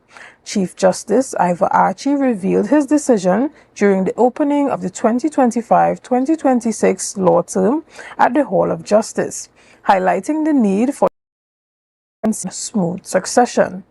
Reflecting on his tenure, he acknowledged the personal sacrifices made and emphasized that leadership renewal is vital, as new leaders bring fresh ideas and perspective. Archie said no matter how much there is innovation, there needs to be change for progress to be eminent. He added that his retirement will allow him to embrace new challenges, opportunities for personal growth. And finally, the rhythm and energy of Tobago's carnival season started last evening as the 2025 edition of the Tobago Soca Titans competition heated up at the Shore Park Cultural Complex. 19 talented artists delivered electrifying performances in the finals of the Tobago Soca Titans, each vying for the coveted spot in the finals. From the strong pool of contenders, only 8 would advance to the finals, where they will compete for the People's Choice Artists, with the People's Choice Artists of 2025 and the 2024 Soca Titan defending champion. The highly anticipated competition is set for October 22nd at the Market Square car park. And that is our news in 90 seconds. Guys, this morning we jump straight ahead to our conversation.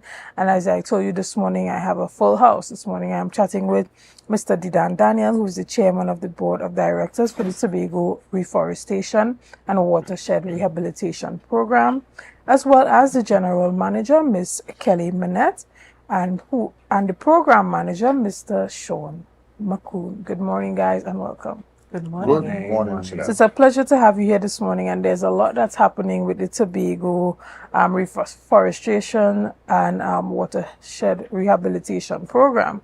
This morning, we want to start by touching on the hike that's happening.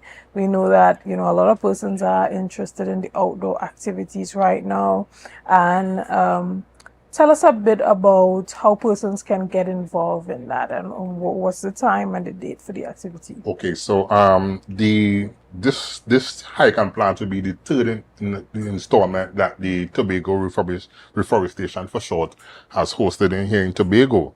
This year we're going to be doing it in Lekoto at the riparian site that is currently being co-managed with the Environmental Management Authority. Now, so one of the things that we are quite proud of at TRWRP is being able to link recreation with reforestation. And on the 28th of September, we're going to be having a deluge of persons, hundreds of persons who will be coming onto the site to plant at least 800 trees. right? So on the 28th of September, started from about 7 in the morning to maybe about noon, we're going to be on the site and we're going to be putting down at least 800 seedlings.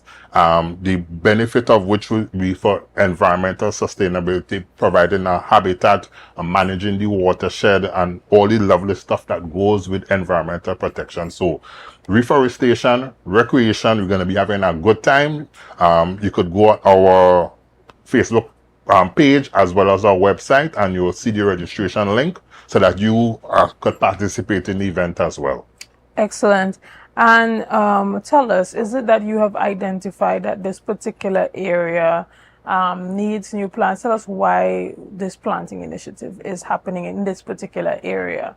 Well, so we have a methodology for choosing the sites, right? Is that our mandate speaks to doing work to renew the areas, right? And in this particular site is a riparian site that is like I said, co-managed with the Environmental Management Authority. So as a collective, as a corporate, these two entities, we collaborated. We chose that site because of the need for the replanting efforts, because of the denuding nature of the site, as well as to protect the watershed surrounding, which has a lot of impact for us, particularly on the southwest part of the island, because most of our water supplies and so on is curated at that side of the island, and it filters down here. So it's a way of ensuring our livelihood, make sure that water remains in the taps, and we have a good life.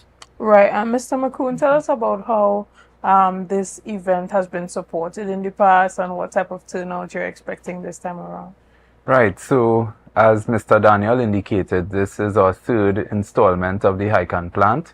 We have had the Hike and Plant group come from Trinidad and partner with us at Tobago Reforestation. We had a wonderful turnout last year at the Corland watershed site, and we also have another project ongoing as a partnership with EMA at that Corland site. This year we have chosen, as indicated, our Lekoto site. In terms of numbers, we expect a little bit of a larger turnout this year once all things work together with flights and boat opportunities, boat transport and all of that. We will get the numbers. We've had Caribbean Airlines come on board as our co-sponsor. We've also had KFC, who has indicated again their interest in coming on board. And we certainly want to look at roughly about 200 people. Yeah, thereabouts. About 200 people this year is the target that we're trying to hit. And we certainly have in our sights the growth and development of such initiatives, not just as a one-off or once per year sort of occurrence, but we also want to look at having it, you know, at intervals throughout the course of the year, given the fact that part of our mandate is to identify some of the areas that can use some rehabilitation, and we make fun recreational programs and initiatives and events in order to get communities involved in that regard. Right, and tell us a bit about how many persons are being expected to participate. Do you have a quota? Is it only 500 persons, only 200 persons? How many persons can participate, and are they expected to register before the event? Yes, so certainly you are expected to, participants are expected to register before the event. Our target this year is 200 people. Reason being is the site management, of course. We want to ensure that we have a nice number to work with that fills the space. We have all the hands that we need, because 200 by 2 is 400 hands, right? In, you know, most cases.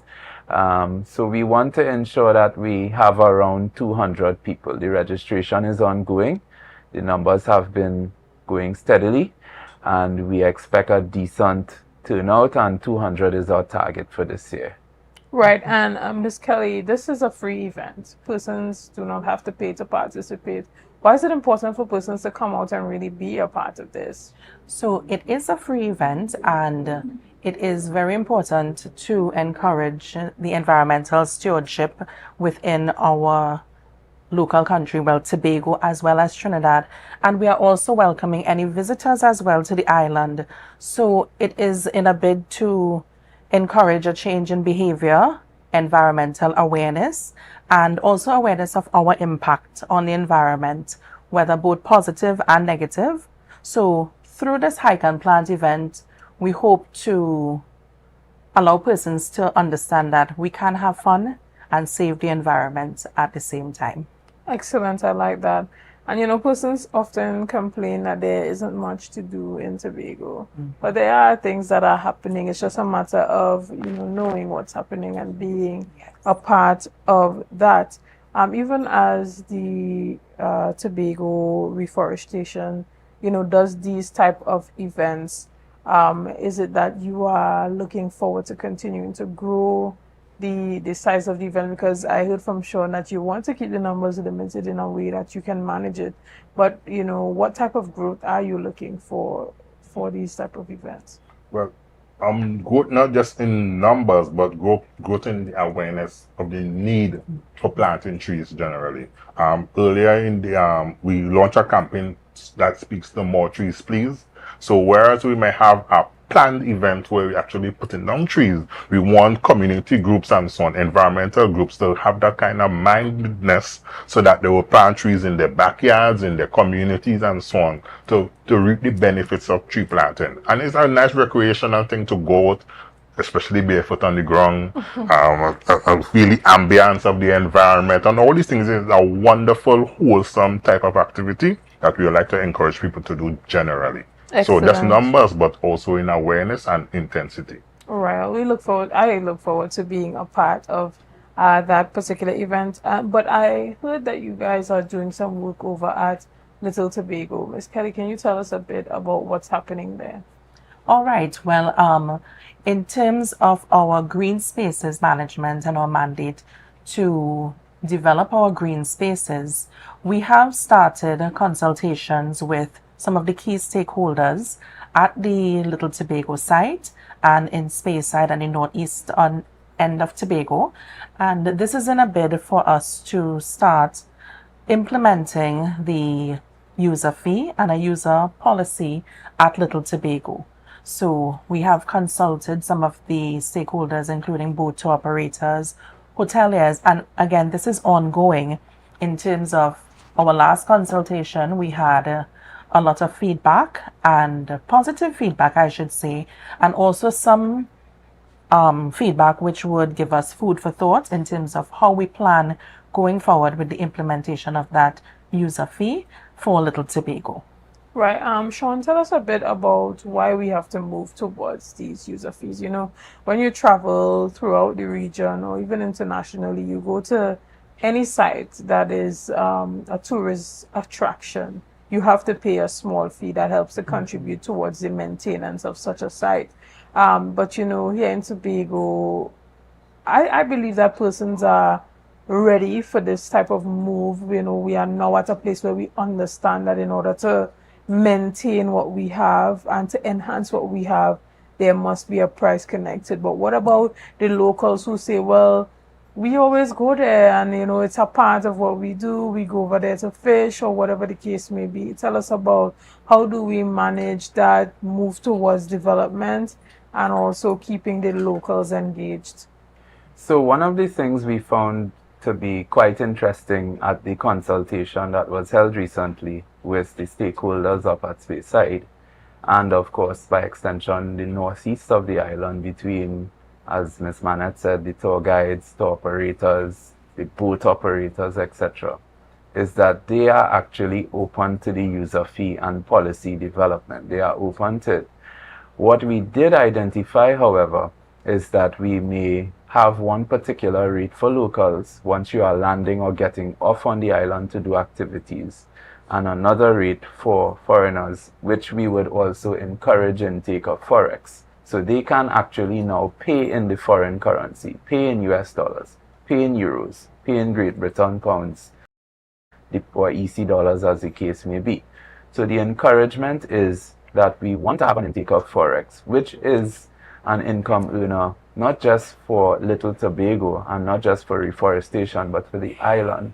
And reforestation is basically using this initiative to roll out a structured plan that not only speaks to the development of a green space, but to an ecotourism product. So we are doing our part to develop new spaces and new products, which, as you said, when you go to other islands, you go to other jurisdictions, there are fees involved, there are policies, there are park management structures, and we are moving swiftly to implement that, for the greater benefit. Of course, with the considerations being given to our local fisher folk, to some of the other people that ply their trade within the area. And dare I say that they are also excited about the prospects of the development and the benefits that it will bring in raising the bar of our island and by extension Little Tobago's service. Excellent. Mr. Daniel, talk to us, because when you hear a user fee being applied, we think about the fact that the space is going to continue to develop over time. Tell us about some of the developments that are being planned for that particular space. Okay, so we would have at Reforestation would have expended resources and helping to enhance the site, to enhance the visitor experience with the toilet facilities, with the bird watching platform. We would have spent considerable resources to build it up, and other aspects of the whole experience we were hoping to upgrade over time. That is why the user fee is important, right? And to put it crassly, freeness had to be done at some point in time, right? So, as Mr. Macoon would have mentioned, the stakeholders have had a positive feedback as it relates to the fee. They are not opposed to the fees and that kind of stuff. And it's kind of like a continuation of one of the things that we want to pioneer and to establish here in Tobago, that our sites, we need to maintain them, and the users have to contribute towards it, thus the fees, right? So since 1999, that site has been declared a protected area and protected for a particular reason. And so we have to manage the access to it. The user fee will do that to some extent, and also to help to maintain it. We don't want to have a situation where you're having that place down so, right? Where it's called no man's land or something like that. Yes. Right. So we want to make sure that the experience is it's valuable, it is meaningful, it is worthwhile, it is environmentally sensitive, and people who would go there for recreation, for research, for different purposes are able to enjoy the island, one of the most beautiful islets, technically speaking, on the space that is Tobago, and so that people can enjoy it. And the fee is competitive, it's affordable, and I think we'll have a good experience. People will be able to use the facility and have an enhanced experience as time goes on. Excellent. Well, we're going to continue this conversation, but first we're going to take a quick break right here, and we'll be back after this. See you soon. Sweet. It's a brand new morning, rise up to a brand new dawning. As the passion start to rise, the energy filled. I send in a big, big, big, big dirty bun for you. Better than them. And I have a big, big, big, big dirty bun for you. So you better door run. Come on, fun, Mr. Door run. Good morning, Bacchanal. How do you do? It's very critical. Talk to you, but it's a long road I'm going on. And I need some vitamin life, I stay strong.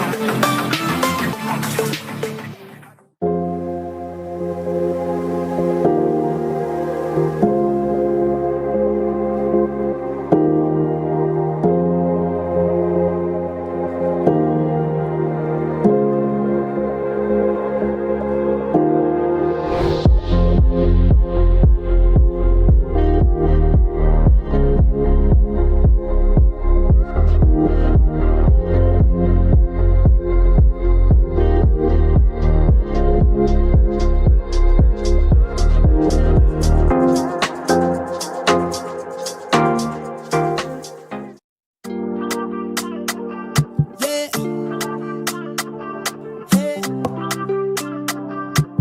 Tobago updates. Good morning, Tobago.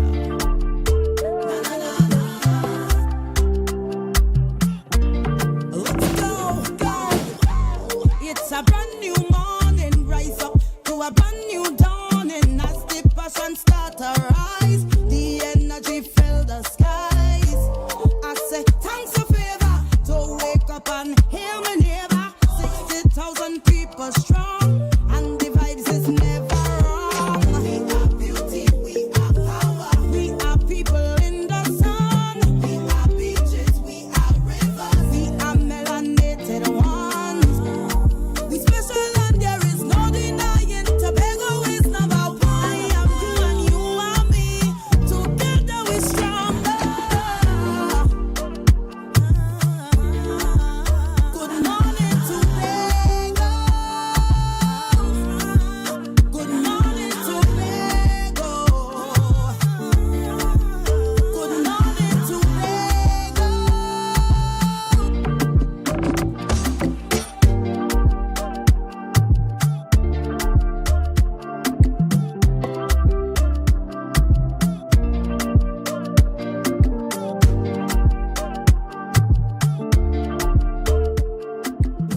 Welcome back to Good Morning Tobago right here on Tobago Updates, guys. We have been chatting with the team from the Tobago Reforestation, Watershed and Rehabilitation Program. This morning I have a full couch, and I've been chatting with Mr. Didan Daniel, who is the chairman of the board of directors, as well as Ms. Kelly Manette, as well as Mr. Sean McCoon. Good morning, guys, and welcome back. Good morning. Well, we were talking a bit about what's happening over on Little Tobago and the developments that are happening there, and as it pertains to the new introduction of a user fee. You spoke about the fact that there's something happening out there on Island Pool, out there in no man's land, that we don't want to repeat itself at Little Tobago. Tell us about what are the other things that are being done to ensure that this is one of the sites that persons, even if they are staying on the western end of the island, that they make sure that they want to be a part of this and participate, because oftentimes when persons stay down on the west, they confine themselves to the west. Yes. One of the things that general people who are discerning observe that people, whether it's foreigners or Trinidadians, seem to think that the experience on the west, southwest part of the island is the Tobago experience. Far from it. The Northeast has gems of experiences that we could all enjoy. And certainly, Little Tobago be one of those gems that we could enjoy. They'll have a much more holistic experience rather than the noise and mayhem that goes on the southwest part of the island. So certainly, we are preparing a space that people could come and enjoy. We have marketing arrangements in place that persons could be able to, through their tour guides and so on, be able to do the experience. More so on the northeast, but certainly we'll spread it to different parts of the island as we roll out the product, so that persons in southwest and so on could be able to access tickets or passes, so that they could come and have that experience. We'll partner with some of our other tourism stakeholders to help to put that as part of the product that is within the suite of what Tobago offers. And I could promise you it's going to be a superb experience. Excellent. Kelly, so, you guys have acquired a bucket truck, and now this is available to the general public for rental. Tell us a bit about that. Okay, so our bucket truck service comes in tandem with some of the other services that we offer at the Tobago Reforestation Program. Our bucket truck service is available for just the use of the lift. So we don't offer services like tree cutting and pruning. Those services you will have to acquire privately. But the bucket truck service, once you are in need of our services, you can contact the office at 283-5155, or you can send an email to trwrp2016@gmail.com, and we will then forward the relevant forms and schedule in the service at a nominal fee, where you can now have this service deployed to private organizations, public organizations, for the repair of lights, for tree cutting, for any services that you require at height and at elevation. Right, and you said that it doesn't include tree cutting from reforestation. Tell us about that. So our services, we provide the truck, which is the lift and the elevation. Persons can then utilize that to engage in a variety of activities. We have had persons engaging our truck services for the repair of lights, for the cleaning and maintenance of buildings, for pruning of trees, whether it's on public or private spaces, and any activity that requires that elevation. Right. Even if there is or there are trees that need to be cut, persons usually have to get a permit from reforestation and from forestry. That's a different department. Yes. So that's the department under the Division of Food Security. Yes. Okay. So good that we don't get it mixed up. So even if you want to request that tree cutting services, that is also from the forestry department. Yes, that is correct. Excellent. And so even with this new initiative, why is it important for persons to use the resources that are already available here, as opposed to, I think some persons often contract persons from Trinidad to do it. Are there persons in Tobago who do it? And if so, what do you say to the persons who say that you are now competing with the private sector? Well, in terms of the resources, we have found that there is a need for that service, not only for private and governmental organizations, but also we work with entities that also provide, I would say, a service where we give back to Tobago. So in cases where we have emergencies, the traffic lights, natural disasters, our bucket truck has been of service at those points, and we hope to continue that going forward to not only serve on a commercial basis, but also to give back to Tobago as well. So our bucket truck service, I would say, would have some competitive rates, as well as we have some flexible times. So even if it's required outside of the regular 8 to 4 hours, that conversation can be had, and we will make the necessary arrangements. Excellent. I'm happy to hear that, and that persons know that this service is now available for them to benefit from. Mr. Daniel, tell us about what's happening at the Botanics Garden, because we hear that a lot is happening there, even as it pertains to planting of trees and everything as well. Tell us. Well, the Botanical Garden is one of the green spaces that is under our management. We have other sites like the Courland and, of course, Little Tobago and so on. But the Botanics Garden, as we could all recognize, is in need for some type of development. But it's a product that we have that people can utilize. For the past couple of years, we have been hosting the lighting up events and associated events at the Botanics. And we have been able to bring tens of thousands of persons' footsteps through the Botanics to enjoy the ambience that is there. And we have a whole host of activities that is we put on from time to time, and we have in the plannings for persons to come and enjoy the space. So we had a lot of walking tours. We have other walking tours planned. We have hosted weddings. We have hosted recently the students from the University of Glasgow who doing work with birds and lizards and that kind of stuff, and bats, right? Lovely bats. So we're encouraging a multiplicity of uses for this space. It's all about appreciating the gem of green spaces that we do have in Tobago, right? The Botanical Garden is one. We're hoping to do other interesting things in there to enhance the space and enhance the experience that people would have from time to time. It's an oasis in an otherwise busy town. From time to time, you could drop by and have lunch. We host, like I said, weddings.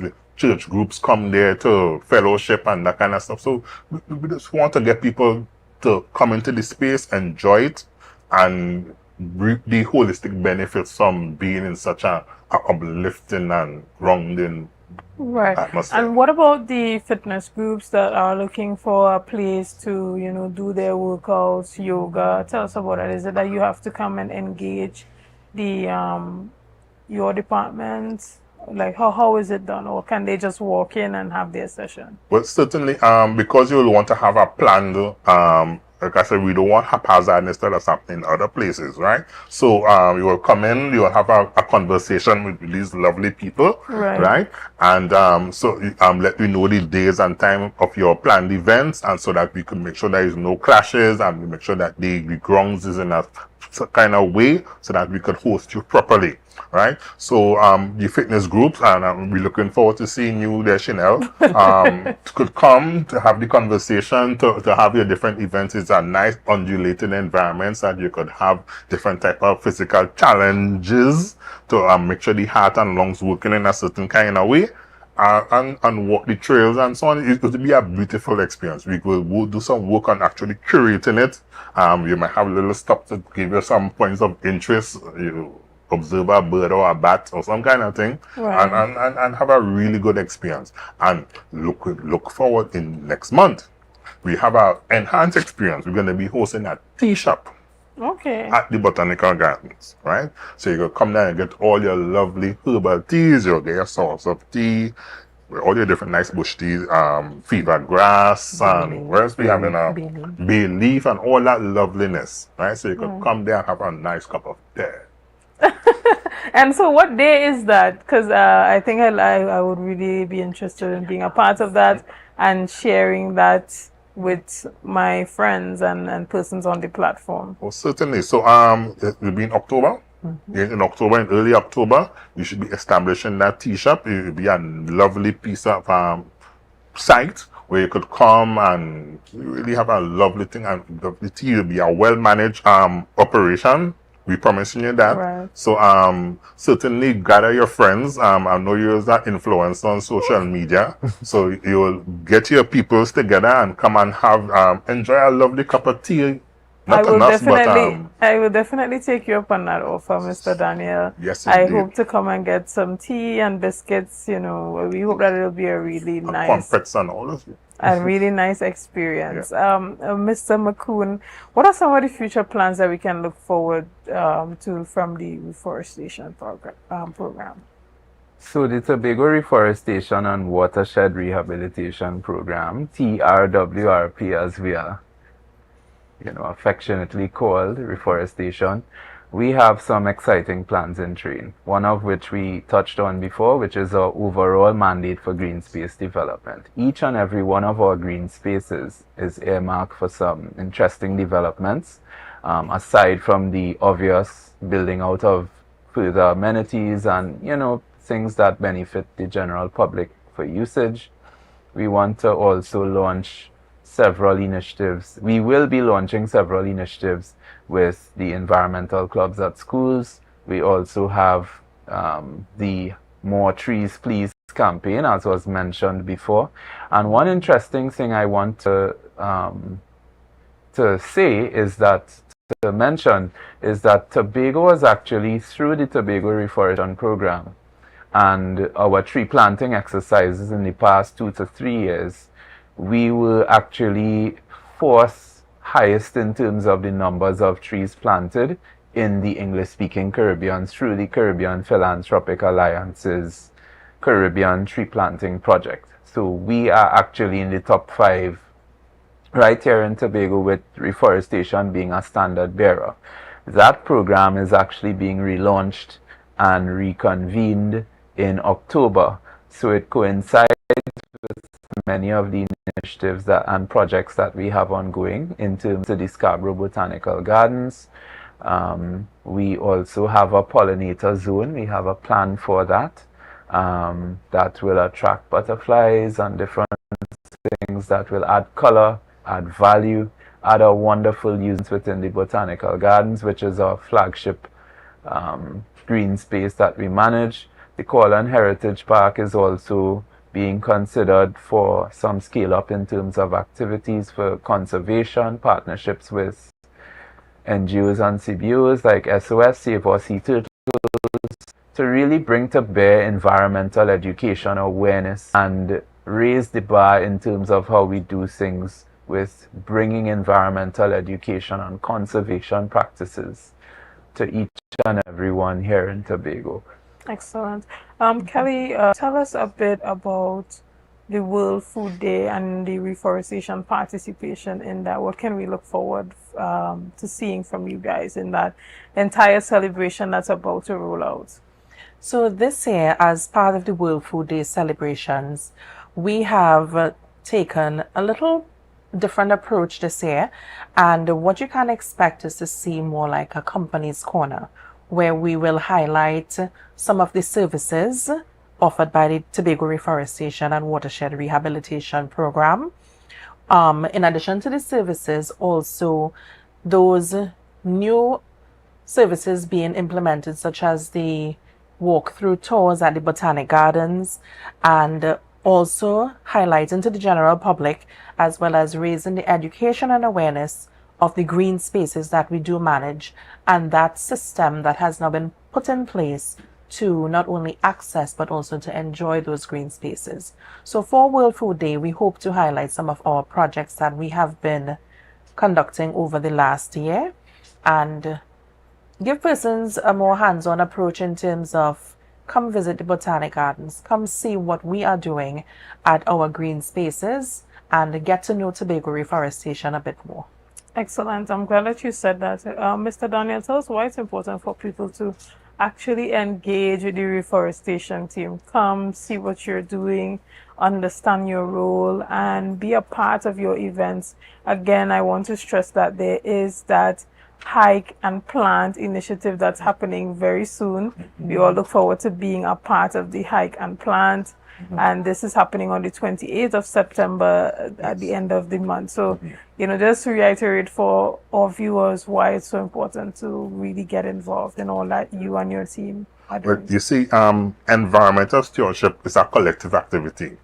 We at the Reforestation Program, we are proud of the pioneering work that we have done in that area, but we recognize that for it to go the length and the breadth that it needs to have, we need to get a lot of our stakeholders, whether it's the community-based organization, faith-based organization, or all the BO organizations, right? We need to have a lot of persons involved. We need to build awareness, particularly with the new upcoming generation, the young people, so that they understand the need for environmental stewardship.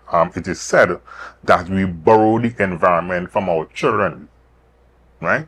And so we as the older ones have a duty to do what is necessary to protect it, and also a higher duty to pass on a certain kind of environmental legacy to the younger ones that are coming up, so that life on this planet can be sustained, right? So we're looking forward to persons from all and sundry to come out and join us on the 28th of September from 7 in the morning, bright and early, with your hand tool and whatnot, right, to come and put a tree or two in the ground. We're going to be using a lot of the timber type species. Those are more resilient. We have a plan in place to ensure the survival of those trees when it comes. But it's usually a very nice event. It's really fun. So you will come out and you will plant a tree. You'll do something good for yourself and for your environment. And it will be so nice that 20, 30 years down the road, you could come and say, hey, I planted that tree. Right. It's part of your environmental legacy. I'm happy to hear that, and I'm hoping that everyone watching here this morning, that you let someone know, or you yourself come out and participate. It's a great way to stay active. It's a good way to get your steps in. We love a good hike. So we want to say thank you so much to you guys. Thank you to the team for all the work that you have been doing and the work that you continue to do. Finally, if there's anything that you want to say, this is your opportunity to do so. If there's anything that we forgot to mention. You think you covered it? We cover most of it, and keep updated by checking out our Facebook page and our website for new things that are happening with reforestation. Our number is 283-5155. You could come in, visit at any point in time and get information, volunteer. We have a whole lot of things that we need volunteers. So December coming up, we want volunteers for the Glitz events at the Botanical Gardens. We'll always need volunteers for tree planting efforts. We need volunteers for everything, right? And the kind of work that we do, it requires a lot of volunteer interaction. So we look forward to just come and engage with us and find out what we're doing and how you could contribute towards it, right? So all are welcome. Excellent. Again, thank you guys so much, and we're wishing you all the best and all the success with all the initiatives that you have coming up. We look forward to that hike and plant on the 28th of September, and we look forward to seeing you as well at the World Food Day celebrations. Guys, this is where we come to the end of our show this morning. I want to thank you so much for being a part of this morning's discussions. Thank you for your likes, your shares, and your comments, and all that you have been doing and continue to do to make Tobago Updates the #1 broadcaster here on the island of Tobago. Again, I am Chanel Felix, and have a great day. 60,000 people strong.